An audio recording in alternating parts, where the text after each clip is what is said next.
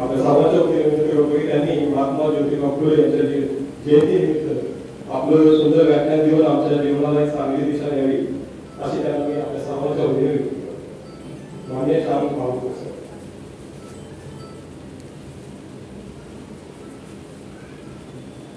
धन्यवाद आठवले सर आणि जयराव सर.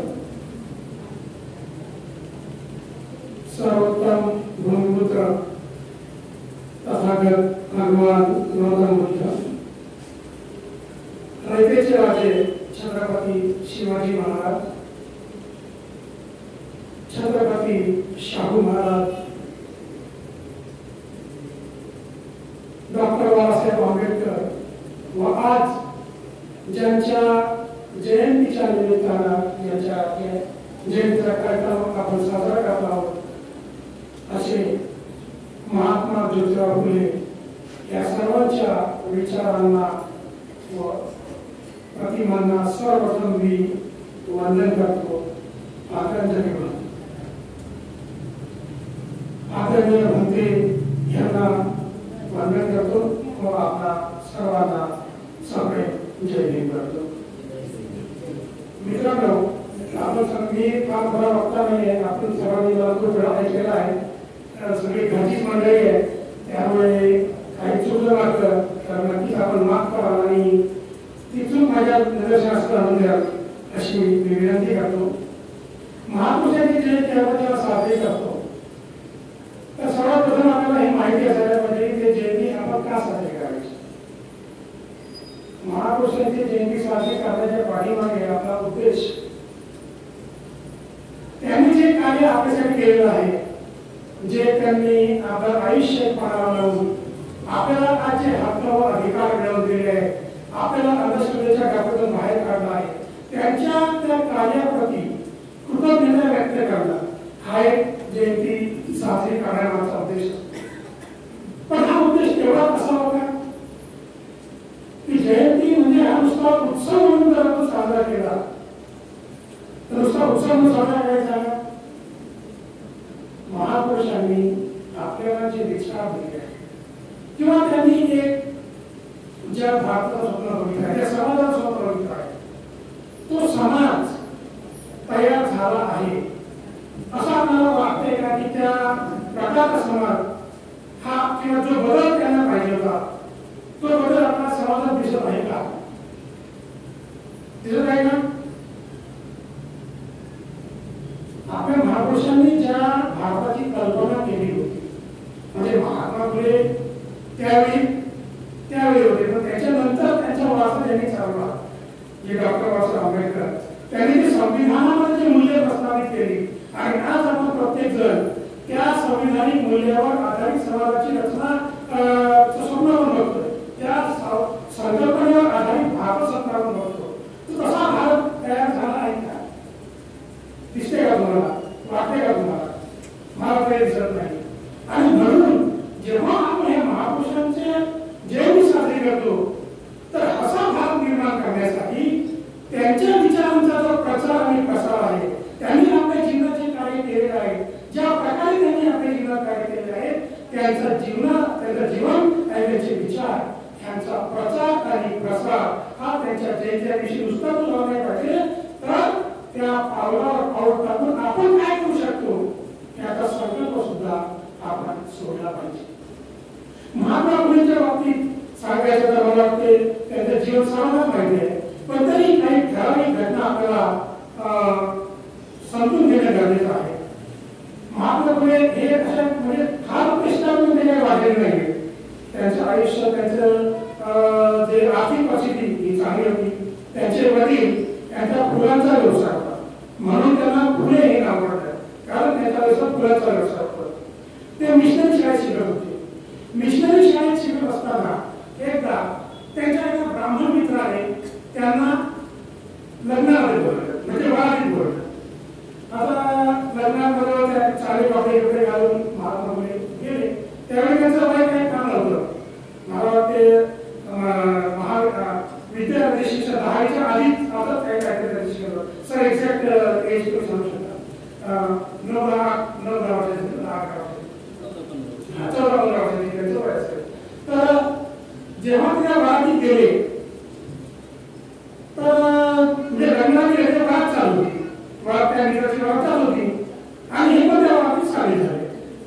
थोडा वेळ चालले सगळे ब्राह्मण म्हणजे आपले पेटे घालून होते. तुम्ही सत्यशोधक चित्रपट बघितला असेल तर हा प्रसंग दाखवलेला आहे.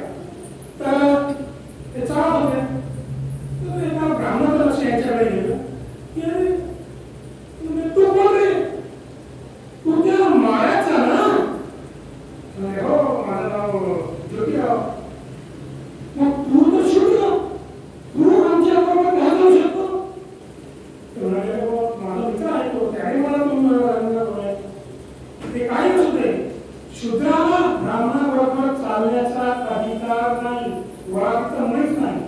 जर तुला ह्या वरातीत लग्न घ्यायचं असेल तर तुला 10-12 फूट मागून या वरातीकडून चालत यावं.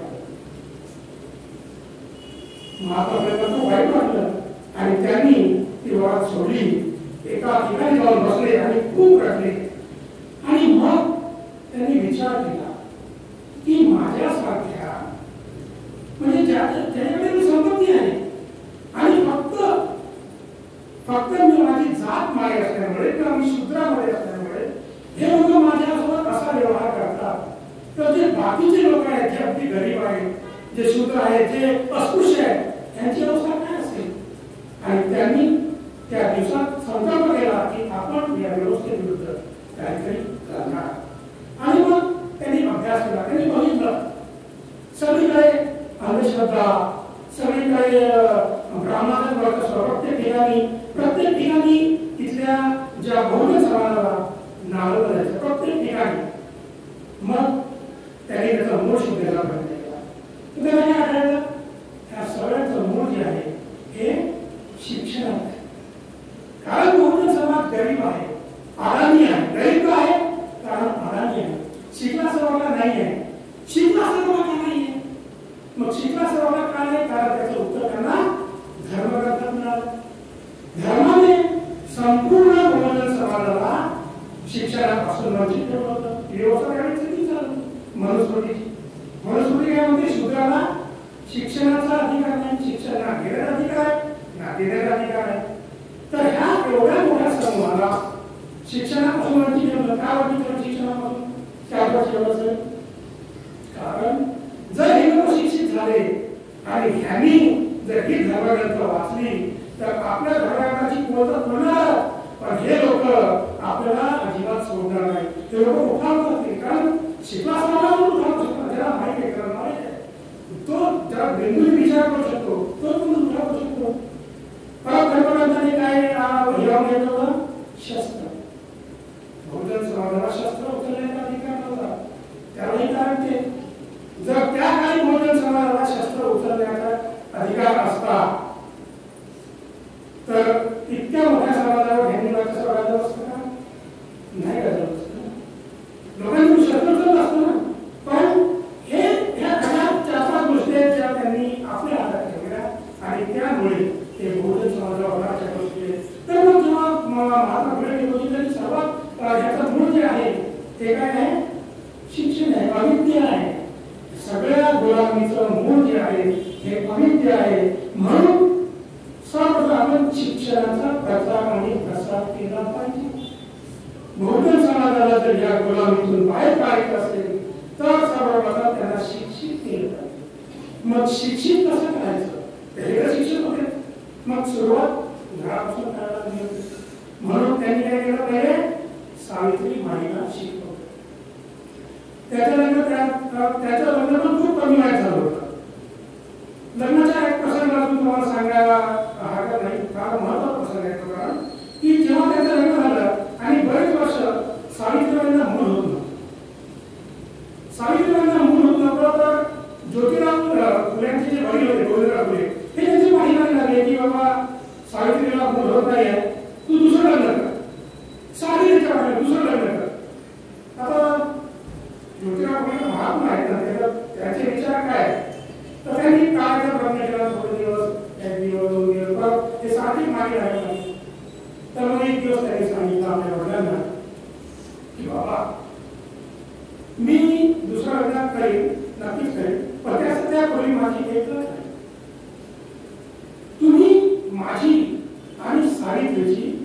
मेडिकल टेस्ट करा, वैद्यकीय चाचणी करा. जर सावित्रीमध्ये दोष असला तर मी दुसरं लग्न नाही. पण जर माझ्यामध्ये दोष असला तर तुम्ही सावित्रीचं सुद्धा दुसरं लग्न करून द्यायला पाहिजे. एवढा भ्रष्ट आणि एवढा कृत विचारता माणूस आजही मला दिसत नाही. दिसते का? आजही समाजात बघितलं एवढा पुढचा दृष्टिकोन एवढा आहे किंवा एवढा उदात्त विचार असणार आहे म्हणून ते महात्मा आहे. मग त्यांनी सावित्रीबाईला शिकवलं आणि आपल्या घरातच काही मुलींना ज्या शुक्राच्या मुलींना शिकवायला सुरुवात केली. आता ही बातमी समाजात पसरली. त्यावेळी असे मजबूत राज्य होतं सगळीकडे. अंधश्रद्धा आणि ह्यांची जी व्यवस्था होती सर्वोच्च स्थानी होती. जेव्हा ब्राह्मणांनी बघितलं की अरे एक तर स्वतः शिकला, शूद्राला एक शिक्षणाधिकार नाही आणि मुलांना अजिबातच नाही. मुलींची अवस्था स्त्रियांची अवस्था त्यावेळी इतकी भयानक होती. त्याला चूल आणि मूल याच्याशिवाय काही माहिती नव्हतं. घराच्या बाहेर पडण्याची सुद्धा बंदी होती. मला वाटते भारतातील स्त्रियांनी किंवा भारतातील स्त्रियांचं शोषण जेवढं या व्यवस्थेने केलं तेवढं जगातील कुठल्याही गोष्टीने केलं नाही. तुम्ही जर सगळ्या जगाचा अभ्यास केला आणि भारताचा अभ्यास केला तर भारताची स्त्री सर्वात जास्त शोषित आहे. त्याचे उदाहरण तुम्हाला मी थोडा विषयात तरी सुद्धा हे सांगणं आवश्यक आहे. स्त्रियांची परिस्थिती त्यामुळे तुम्हाला लक्षात येईल. त्रवणकोर नावाचं राज्य होतं. त्रवणकोर राज्यात बहुतेक केरळचे त्रवणकोर राज्य. त्रवणकोर राज्यामध्ये ज्या शूद्र स्त्रिया होत्या त्यांना ब्लाऊज घालण्याचा अधिकार नव्हता. त्यांना ब्लाऊज घालण्याचा अधिकार नव्हता. जर ब्लाऊज घालायचं असेल तर तुम्हाला त्याचा टॅक्स द्यावा लागेल. त्या राजाने फतवा काढला होता की जर तुम्हाला ब्लाऊज घालायचं असेल तर तुम्हाला त्याचा टॅक्स द्यावा लागेल. तर एक नंदिनी नावाची त्या गावामध्ये स्त्री होती. नंदिनी जरा नंदिनी ती आपल्या पत्नीला म्हणाली की मी अशी राहू शकत नाही, मला ब्लाऊज घालायचंच आहे. तर तिला नवरा म्हणाला की आपल्याकडे पैसे नाही, आपल्याला टॅक्स द्यावा लागेल, आपण कुठून पैसे देणार? तर ती म्हणाली नाही काय होते, मला ब्लाऊज घालायचंच आहे. आणि तिने ब्लाऊज घातला. तिने ब्लाऊज घातला तेव्हा ही बातमी राजाला कळली. तेव्हा राजाने आपले सैन्य पाठवले. आपले सैन्य जेव्हा पाठवले आणि तिच्या नवऱ्याला बाहेर बोललं की तुमच्या स्त्रीने ब्लाऊज घातलाय तर तुम्हाला टॅक्स द्यावा, तुम्हाला माझ्याकडे पैसे नाही, निवडून टॅक्स नाही द्यावा, तुम्हाला टॅक्स द्यावा लागेल. तुमच्या स्त्रीने नियमाचं उल्लंघन केलं नाही, व्हायलेट केलं नाही, त्यामुळे तुम्हाला टॅक्स द्यावा लागेल. तर नंदिनी बाहेर आली, म्हणाली थांबा मी तुम्हाला टॅक्स देते. आणि ती आत गेली आणि तिने आपले दोन्ही स्तन कापले आणि त्यांच्या उड्या टाकले. हे काय तुम्हाला टॅक्स. आणि ह्या घटनेमुळे सगळा प्रदेश हादरून गेला. आणि त्यावेळी महात्मा अय्यंगारी नावाचे एक महापुरुष होते केरळमध्ये, त्यांच्या नेतृत्वाखाली तो ब्लाऊज क्लिअरिंग मुवमेंट सुरू झाली. आणि तेव्हापासून स्त्रियांना ब्लाऊज घालण्याचा अधिकार झाला त्रवणकोर. तर स्त्रिया एवढी भयानक अवस्था जगावर मला वाटते का कुणी एवढं शोषण स्त्रियांचा केलं असेल? तर महात्मा फुलेंनी हे बघितलं की स्त्रिया जर शिकल्या नाही, जर स्त्रिया शिकल्या तरच हा समाज शिकू शकेल आणि पुढे जाऊ शकेल, त्यांच्या गुलामीतून हा मुक्त होऊ शकेल. आणि म्हणून त्यांनी आपल्या घरी जेव्हा स्त्रियांना मुलींना शिकवायला सुरुवात केली, ब्राह्मणांनी जेव्हा बघितलं की हा एक तर शूद्र, हा शिकला म्हणजे धर्मपुराला आणि पुन्हा स्त्रियांना शिकवतो म्हणजे डबल क्राईम. तर त्यांच्या वडिलांना म्हणले की अरे गोविंदराव तुला मुलगा बघ धर्मपुराला आहे, तू पण म्हणशील ताबडतोब ते शिक्षण सांग की त्याला कोणाला शिकवायचं नाही. गोविंदरावांनी ऐकलं. 7 ब्राह्मण त्यांना तो कोण द्यायला लागले. एकदा जर तू हे शिकवलं बंद केलं नाही तर आम्ही तुला बहिष्कृत करू, समाजातून बहिष्कृत करू. गोविंदराव घाबरले. त्यावेळेस होते त्यांचे सगळे त्यांचे विचार त्याच काळातले होते. तर गोविंदरावांनी महात्मा फुलेंना सांगितलं की बेटा तू हे आता बंद कर. महात्मा फुले का बंद? नाही तू असं केल्याने धर्म बुडत नाही, शूद्राला शिक्षणाचा अधिकार नाही आहे आणि स्त्रियांना तर माहीत नाही आहे आणि तुझ्या या कृत्यामुळे आता धर्म आहे. तर ज्योतिराव म्हणाले की जो धर्म समाजाच्या उन्नतीच्या आळीत असेल, शिक्षणाच्या आळीत असेल, प्रगतीच्या आळीत असेल, अशा धर्माची मदत काही केली नाही, अशा धर्माला मी मान्य करत नाही. तर मग ज्योतिराव म्हणाले जर तुला हात द्यायचा असेल तर तुला माझा घर सोडावा लागेल. आणि महात्मा फुलेंनी आपला घर सोडलं. सावित्री बरोबर आपल्याला जी व्यवस्था आहे त्यांनी काय वेळा सांगितलेलं आहे की आपला शत्रू, काल्पनिक शत्रू आपल्याकडे उभा गेला. तो उभा गेला मुस्लिम. म्हणतात की तुझा शत्रू मुस्लिम आहे, बाकी कोणीच नाही. मग जेव्हा महात्मा फुले घराच्या बाहेर पडले तेव्हा त्यांना एकाही हिंदूने मदत केली नाही. एकाही इतिहास वाचा, एकाही हिंदूने मदत केली नाही. म्हणजे कोणी मदत केली? उस्मान शेख नावाच्या त्यांच्या मित्राने मुस्लिम मदतच केली नाही. त्यांना घरी राहायला घर दिलं, आपल्याला जागा दिली. आणि त्यांची बहीण जी होती फातिमा शेख, पहिली मुस्लिम टीचर, ती जी आहे पहिली फातिमा शेख, तिला सावित्रीबाईंबरोबर शिक्षणाच्या कार्याला म्हणजे मुलींना शिकवायला सुद्धा पाठवलं. आणि मग महात्मा फुलेंनी पहिली मुलींची शाळा भिडेवाड्यामध्ये काढली. भिडे नावाचे त्यांचे ब्राह्मण मित्र होते. त्यांनी बघितलं यांची तळमळ आणि ते थोडे पुरोगामी विचाराचे होते. त्यांनी आपली जागा भिडेवाडा त्यांना देऊ केला आणि तिथे पहिली मुलींची शाळा सुरू केली. त्या भिडेवाड्याची अवस्था काल परवापर्यंत काय होती हे आपण सर्वांनी बघितले. मला ते चांगले बघितले. आता त्याला हायकोर्टाने स्टे दिला आणि ते आता स्मारक होणार आहे. तर आपल्याला बऱ्याच लोकांना असे वाटते की सगळे ब्राह्मण वाईट नसतात आणि ब्राह्मणांनी बरीच मदत केली. जेव्हा हे शाळेमध्ये शिकवायला सुरुवात केली, शाळेमध्ये भारतामध्ये शाळेमध्ये नुसता कोर्स म्हणजे जसं 2 अधिक 2 4 ABCD नुसतं एवढं शिकवलं जात नाही. त्यांनी त्याच्याबरोबर व्यवस्था पण शिकवली, धर्म पण शिकवायला सुरुवात केली. त्यांच्या शाळेतल्या मुक्ता साळवे नावाच्या विद्यार्थिनीने त्यावेळी एक निबंध लिहिला आणि त्या निबंधामध्ये प्रश्न केला की जर तुम्ही म्हणता की देवाच्या पाय सगळेजण साधे आहे, मग शूद्र अतिशूद्राला किंवा महाराजाच्या कोणाला शिक्षणाचा अधिकार कुठला नाही.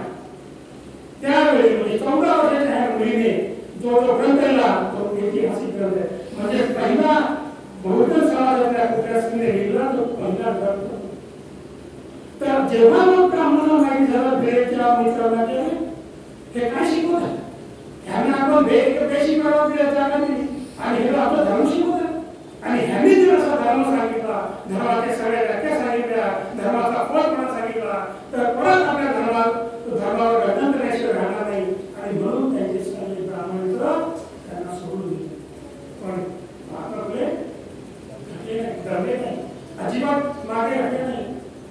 त्यावेळी ज्या बालविवाहाची प्रथा होती आणि ज्या स्त्रिया त्या 9-10 वर्षात त्यांना राहायची आणि त्यानंतर म्हाताऱ्याबरोबर वयस्कर लोकांबरोबर, तर बऱ्याच स्त्रियांचं विधवा होण्याचं प्रमाण खूप जास्त होतं.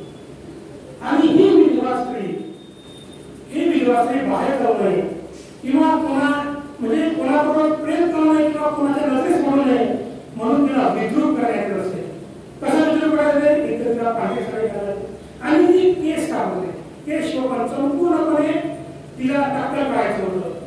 महात्मा फुलेंनी जेव्हा बघितलं त्यांना फार वाईट वाटलं की हे काय, ती कुठली पद्धत, हा कुठं धर्म आहे. म्हणून त्यांनी न्हावी होते, न्हाव्याचा संप झाला. मला वाटते पहिलं सगळ्यात असं उदाहरण आहे की एका माणसाने म्हणजे ज्यांचा धंदा बुडाला तरी सुद्धा न्हावी लोक तो संप घडवण्यास तयार झाले आणि त्यांना कमीच केलं की पहा तुमच्या स्त्रियांबरोबर काय करते. आणि तो नाविकाला संप्रदायाने घडवला. नाविक लोकांनी शपथ घेतली की आम्ही इथून पुढे कुठल्याही विधवा महिलेचं केशवपन करणार नाही. मग ह्या ज्या विधवा महिला होत्या ह्या घरी राहायच्या, ह्याच्यावर कळत अत्याचार व्हायचे. मग एक दिवस एक महिला त्यांना दिसली, नवी कुणी टाकायला लागली होती. त्यांनी तिला थांबवलं आणि तिला विचारलं की माझ्या पोटात मुलं आहे आणि मी विधवा आहे, मी काय करू? मला समाजात कोण दाखवायला जाणार नाही. तर मग माधव एवढे आत्महत्या हा काही पर्याय नाही.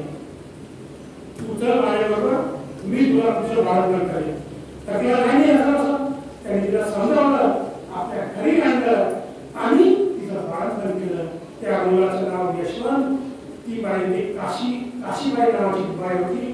त्या मुलाचं नाव यशवंत. ती ब्राह्मणाची स्कूल होती आणि त्या यशवंताला त्यांनी नंतर दत्तक घेतलं माताकडे.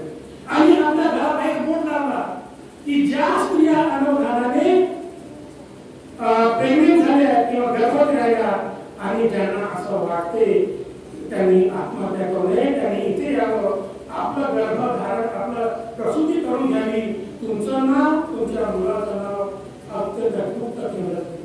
अशा प्रकारे त्यांनी बालगृहाची निर्मिती केली. अजून त्यांचा उल्लेख म्हणजे छत्रपती शिवाजी महाराजांचा शोध. छत्रपती शिवाजी महाराजांना या ब्राह्मणशाहीचं पूर्ण संपूर्ण व्यवस्थित केलं होतं. जेव्हा यांनी छत्रपती शिवाजी महाराजांचं चरित्र वाचलं तर ज्याला ते जुन्नरला गेले, त्यांची समाधी शोधून काढली, त्याच्यावर फुलं वाहिली आणि छत्रपती शिवाजी महाराजांचा जन्मदिवसाचा उत्सव सुरू केला. हा उत्सव एवढ्या मोठ्या प्रमाणात साजरा व्हायला लागला, जिकडे तिकडे चर्चा व्हायला लागली आणि हा उत्सव 10 दिवस होता. त्यावेळी 10 दिवस. मग ब्राह्मणाने बघितलं एका शूद्र माणसाचा उत्सव एवढा मोठा प्रमाणात कसं काय खावे. मग त्यांनी त्याला काउंटर करण्यासाठी काय केलं, लोकमान्य टिळक बाळ गंगाधर टिळकांनी गणेशोत्सव सुरू केला. छत्रपती शिवाजी महाराजांच्या जन्मदिवसाला काउंटर करण्यासाठी त्यांनी गणेशोत्सव सुरू केला 10 दिवसाचा. आणि आज काय चित्र, छत्रपती शिवाजी महाराजांच्या 2 जयंत्या आणि गणेशोत्सव ह्याचे श्रेय मला जाते बाळ गंगाधर टिळक. तर अशा प्रकारे महात्मा ज्योतिराव फुलेंचं हे जीवन आहे. तर सर्वात महत्वाचं जे त्यांनी सांगितलं शिक्षण, एज्युकेशन. विद्येविना मती गेली, मती विना गती गेली, गती विना वित्त गेले, वित्ता विना शूद्र बसले, एवढे सारे अनर्थ एका अमितेने केले. त्या काळी शिक्षण व्यवस्था कशी होती हे आपल्याला माहितीच आहे. मला सांगा आज जर आपण चित्र बघितलं शिक्षणाचं काय दिसते, काय तुम्हाला वाटतं की आजही तुम्हाला जे क्वालिटी एज्युकेशन मिळायला पाहिजे ते मिळते? क्वालिटी एज्युकेशन म्हणजे काय हे म्हणजे आपल्याला समजून. क्वालिटी एज्युकेशन ज्या शिक्षणामध्ये माणूस नुसता अकॅडमिक्स म्हणजे नुसता अकॅडमिक्स बघायचं तेवढं नाही, त्याचा माणूस पण घडला पाहिजे. त्याला अनालिसिस करता आला पाहिजे. What is the meaning of education? Education म्हणजे काय? कोणाला आपण एज्युकेटेड म्हणायचं? शिक्षित आणि विद्वान. त्याच्यात काय फरक आहे? शिक्षित आणि विद्वान त्याच्यात काय फरक आहे? शिक्षित म्हणजे लिटरेट. लिटरेट म्हणजे ज्याला लिहिता वाचता येतं, हा आहे लिटरेट म्हणजे शिक्षित. आणि विद्वान पण एज्युकेटेड कोण आहे? ज्याला अनालिसिस करता येतं. ज्याला अनालिसिस करता येतं त्यालाच आपण शिक्षित म्हणू, त्याला आपण एज्युकेटेड म्हणू शकतो. जपानमध्ये जेव्हा एखादा मुलगा आपल्या आईला बघतो कपडे धुताना आणि त्या साबणातून जेव्हा फेस निघतो तर तो आपल्या आईला विचारतो की ह्या साबणातून फेस का निघत नाही? असा प्रश्न जर नाही विचारला, त्याच्या मुलांनी जर असा प्रश्न विचारला नाही तर आई आपल्या मुलाला काउन्सिलरला घेऊन जाते, सायकियाट्रिस्टकडे घेऊन जाते. पण ते माझ्या मुलामध्ये काहीतरी कमतरता आहे, त्याला म्हणतात अनालिसिस. मनात प्रश्न निर्माण झाले पाहिजे. आमच्या मुलाच्या मनात प्रश्न निर्माण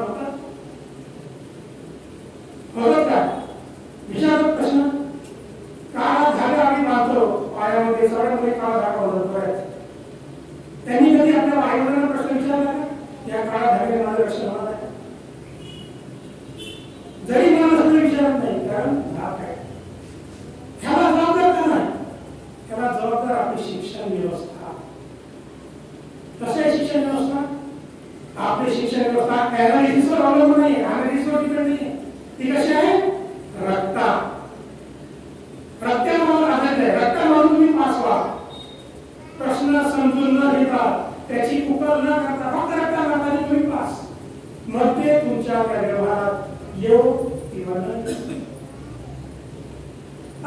शिक्षण जे आपला इतिहास खोटा शिकवला जातो, मला माहिती असतं खोटा किंवा अर्धवट. 7वी ते 8वीच्या इतिहासावर झाला होता अफजल खानाचा वध. अफजल खानाचा वध तुम्ही सगळ्यांच्या शाळेत असेल. अफजल खानाच्या वकिलाचं नाव त्या पुस्तकात लिहिलेलं आहे. काय लिहिलंय? अफजल खानाचा वकील कोण? कृष्णाजी भास्कर. तानाजी मालुसरे त्याचं आपण लिहिलं. बाजी प्रभू देशपांडे. मग कृष्णाजी भास्कर. कारण तुम्हाला सत्य माहित होऊ नये की हा कृष्णाजी भास्कर हा कुलकर्णी आहे. त्याचं पूर्ण नाव कृष्णाजी भास्कर कुलकर्णी. आणि हा कृष्णाजी भास्कर कुलकर्णी कोणाच्या विरोधात आहे?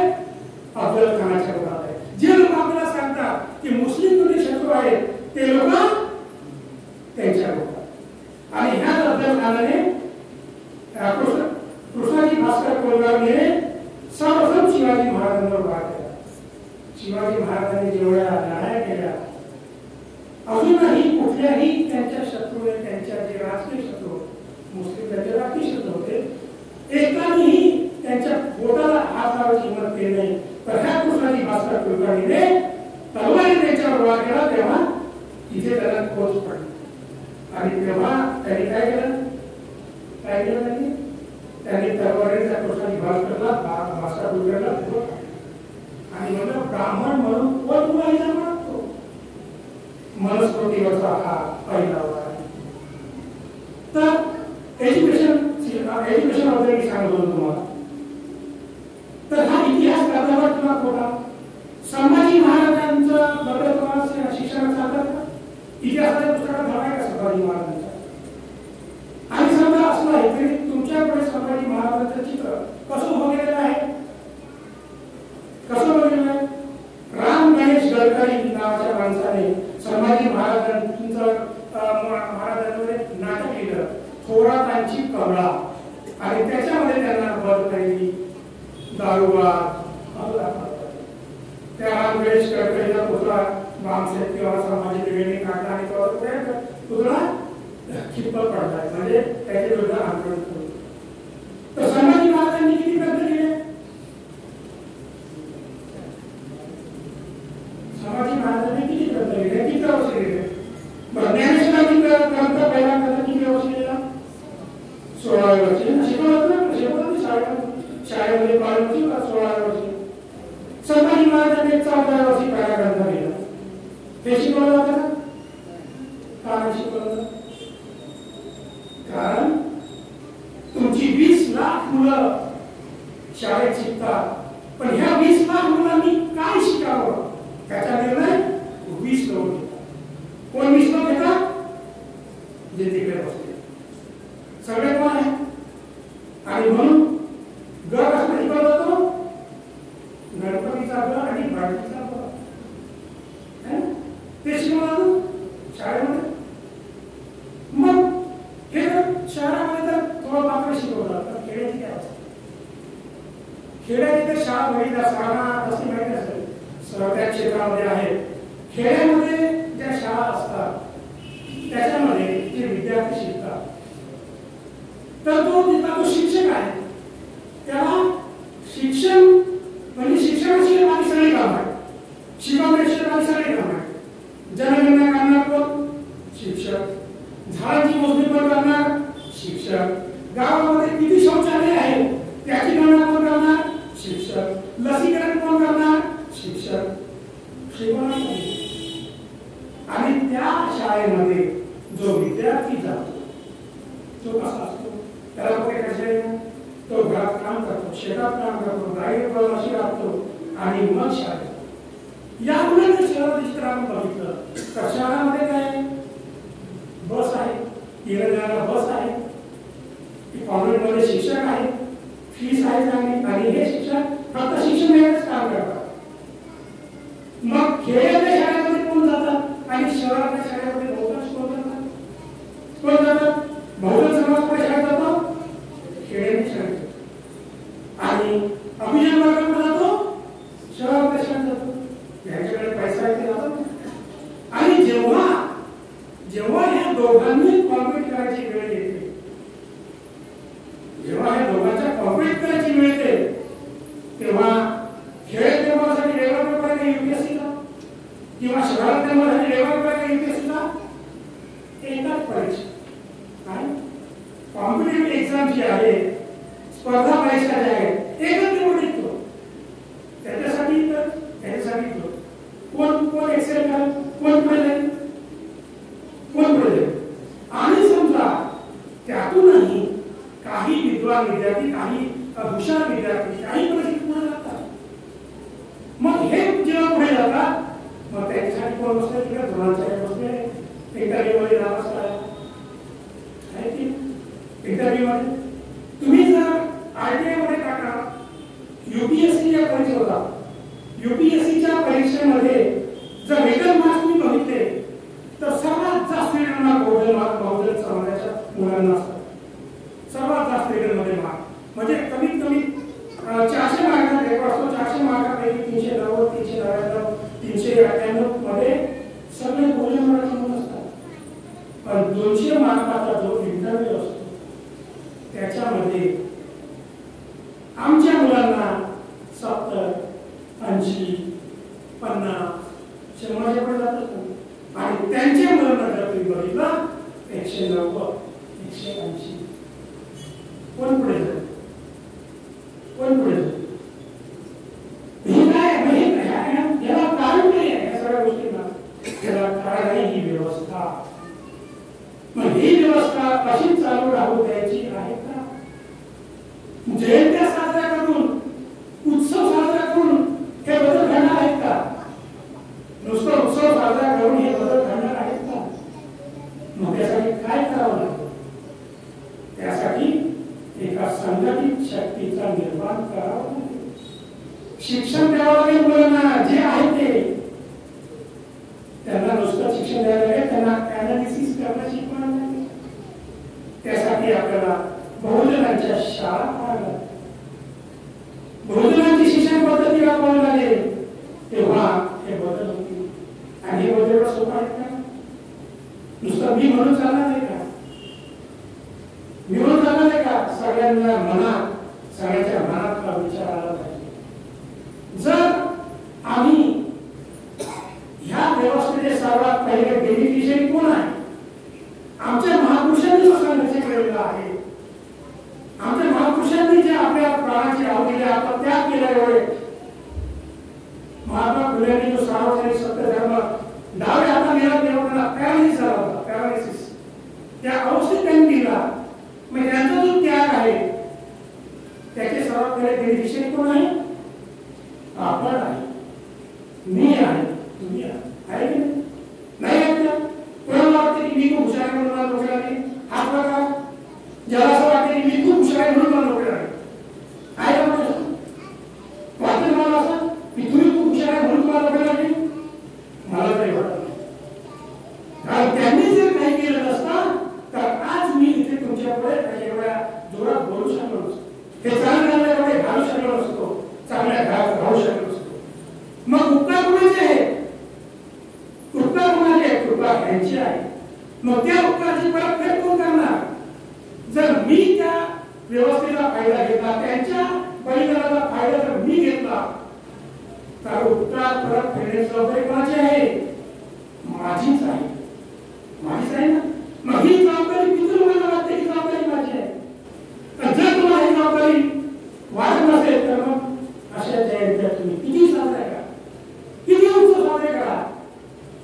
ज्या समाजाचं स्वप्न महापुरुषांनी आमच्या बघितलं, ज्या भारतीय, ज्या एका समृद्ध जीवनाचं स्वप्न, समानतेचं स्वप्न जे आमच्या महापुरुषांनी बघितलं, ते पूर्ण होणार आहे का? त्यासाठी त्याग करावा लागेल, सगळ्यांना उठून उभं राहावं लागेल, सगळ्यांना आपली जबाबदारी समजून द्यावं लागेल आणि एकत्र येऊन एक संघटित शक्तीचं निर्माण जो करण्याचा आहे. आज तर अशी परिस्थिती युपीएससी सांगतो 12वी पेन फेल हा नावाचा चित्रपट आलेला आहे. मला त्या सर्वांनी बघावा, फार सुंदर चित्रपट आहे, तो तुम्ही बघा. यूपीएससी आणि एमपीएससी परीक्षेसाठी म्हणजे यूपीएससी परीक्षा तेव्हा आयएएस ह्या पदावर जाण्यासाठी आयएएस म्हणजे डायरेक्ट सेक्रेटरी पोस्ट म्हणजे भारताचा सर्वोच्च पद आहे. आयएएस आयपीएस आयएफएस ह्या सगळ्या ज्या आहेत परीक्षा ह्या सर्वोच्च पद मिळवण्यासाठी लागणाऱ्या परीक्षा. ह्या परीक्षा पास करण्यासाठी किती संघर्ष करावा लागतो त्याचं ज्वलंत उदाहरण 12वी पेरेच्या चित्रात दाखवलं.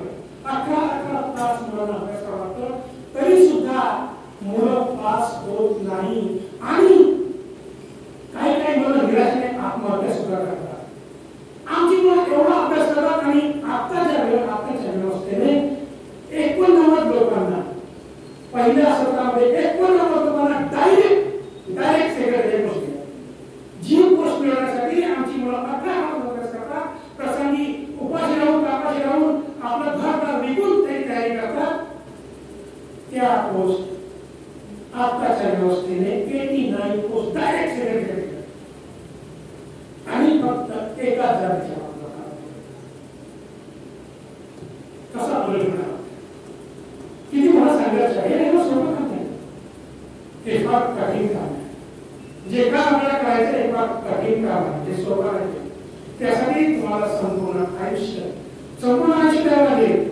आज केलं उद्या केलं धर्माच्या मुवमेंट का चालत नाही. आता मुवमेंट का फेल आहे.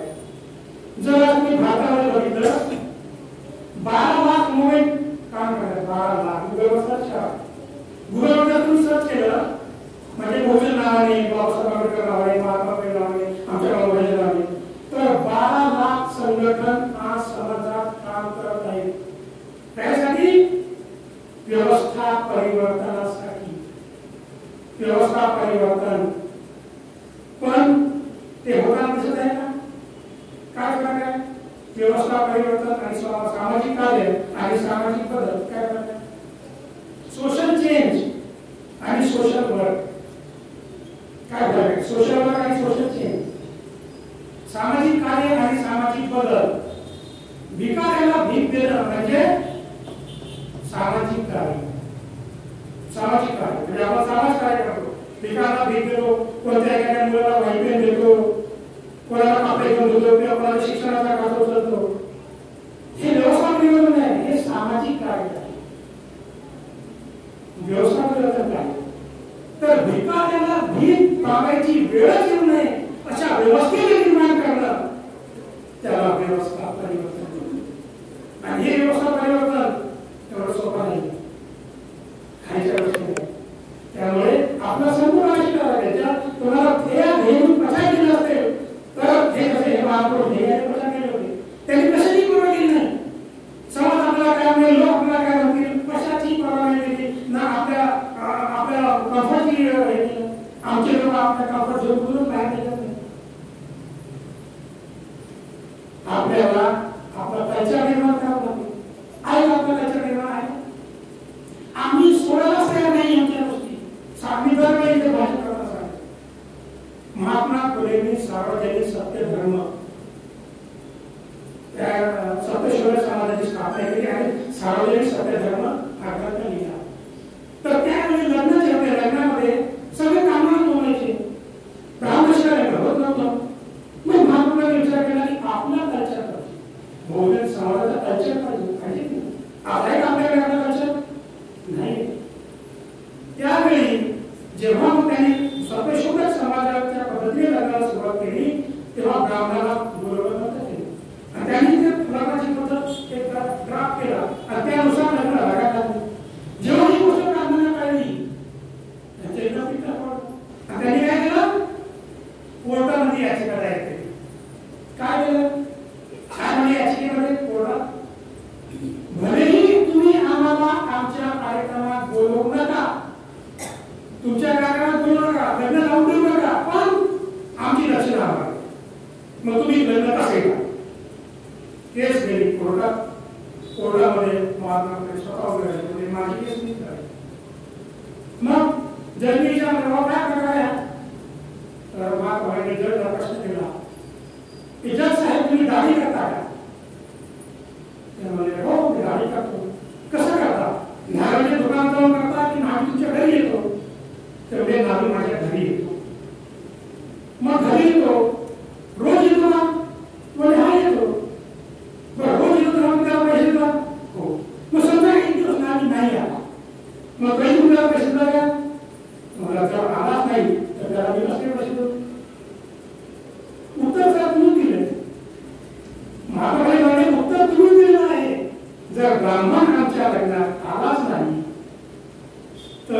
देशाने कशाची पाहिजे.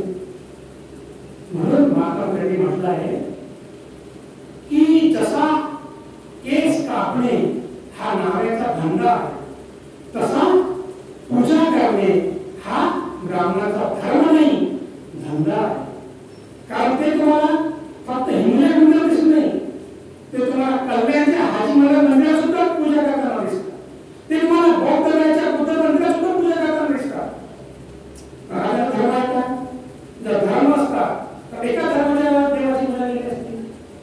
कारण प्रत्येक ठिकाणी ते तुम्हाला आढळतात. त्याचा अर्थ असा आहे की हा त्यांचा धर्म नाही, हा त्यांचा धंदा आहे. महात्मा गांधी जेवढे प्रहार ब्राह्मण ठेवले तेवढे मला वाटते कोणीच केले नसेल. आणि आपल्या मृत्यूपत्रात त्याने लिहून ठेवलं, आपल्या मृत्यूपत्रात त्याने लिहून ठेवलं की माझ्या प्रेतावर ब्राह्मणाची सावली सुद्धा पडता कामा नये, असं मृत्यूपत्र लिहिलं. आणि त्याच्या चित्राला अग्नी कोणी दिला? कोणी दिला? सावित्री माईंनी दिला. ती फार मोठी घटना होती, ती रिव्होल्युशनरी घटना होती, म्हणजे खूप क्रांतिकारक घटना होती. पण त्याची सुद्धा दखल आमच्या इतिहासाने घेतली नाही. घेतली ना? इतिहासाच्या पुस्तकात मिळते काय लागला? ज्या पद्धतीने या गोष्टीला प्रमाण लावायला पाहिजे होता त्याला होतं.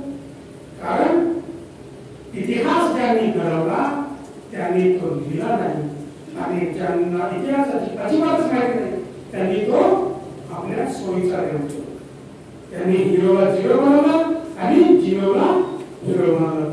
तर मला ते भरपूर बदलू साडीला फार वाटले आहे.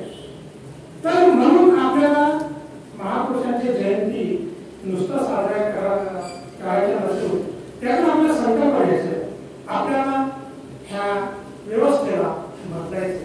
कारण ह्या व्यवस्थेला जर तुम्ही आज बदलत नाही, आपण खूप मस्त करतो, पण तुमच्या पुढं आपल्या हाती जाते घ्यायची बिलकुल गॅरंटी नाही. तुमच्या मुलाला हेच शिक्षण मिळेल आणि हीच नोकरी मिळेल ह्याची बिलकुल गॅरंटी नाही. आजचे कॉन्ट्रॅक्ट बेस आलेला आहे, कॉन्ट्रॅक्ट बेस. चांगले चांगले इंजिनियर्स 20,000 कॉन्ट्रॅक्ट वर नोकरी करतात. म्हणजे एक कॉन्ट्रॅक्ट न शिकलेला कॉन्ट्रॅक्टर असतो, न शिकलेला हा न शिकलेला कॉन्ट्रॅक्टर काय करतो? 20 इंजिनियरला नोकरी देतो. ह्याला काही शिक्षण नाही, हा फक्त कमिशन देतो आणि जॉबची काही सिक्युरिटी नाही. थोडीशी चूक झाली बाहेर. मग तुमचं किती क्वालिफिकेशन आहे, तुम्ही किती सर्व्हिस दिली, की तुम्ही लायक आहात, काही बघितलं. हा डेंजर गोष्ट आहे, हा डेंजर गोष्ट आहे. आपल्या मुलांचं भविष्य घडवायचं असेल, जर आपल्या पुढच्या पिढीचं भविष्य घडवायचं असेल आणि भारताला एक सिविक नेशन बनायचं असेल, तर मला वाटते आपण सर्वांनी महापुरुषांच्या जयंत्या साजऱ्या करण्याबरोबरच आपली जबाबदारी समजून हे काम सुद्धा हाती घेतलं पाहिजे. त्या कामात यांच्या विचारांचा प्रचार व प्रसार करताना आपणही आपलं जेवढं योगदान असेल तेवढं योगदान दिलं पाहिजे, संघटित झालं पाहिजे आणि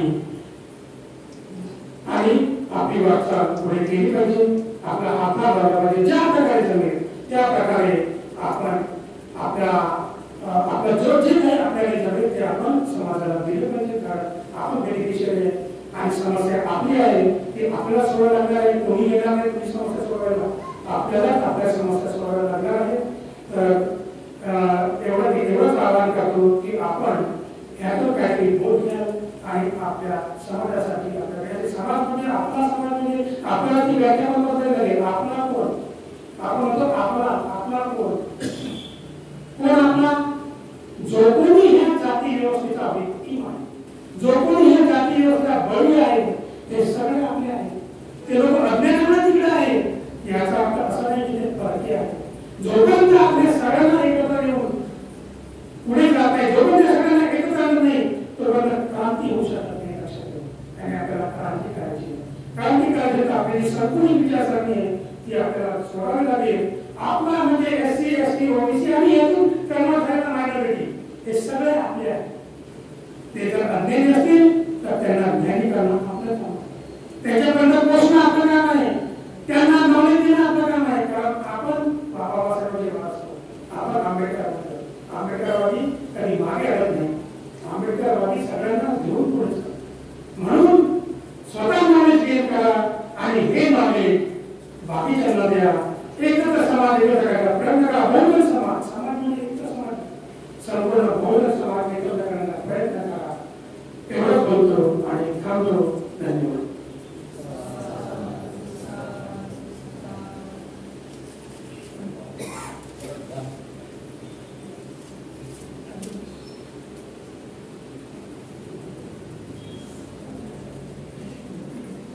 धन्यवाद सर.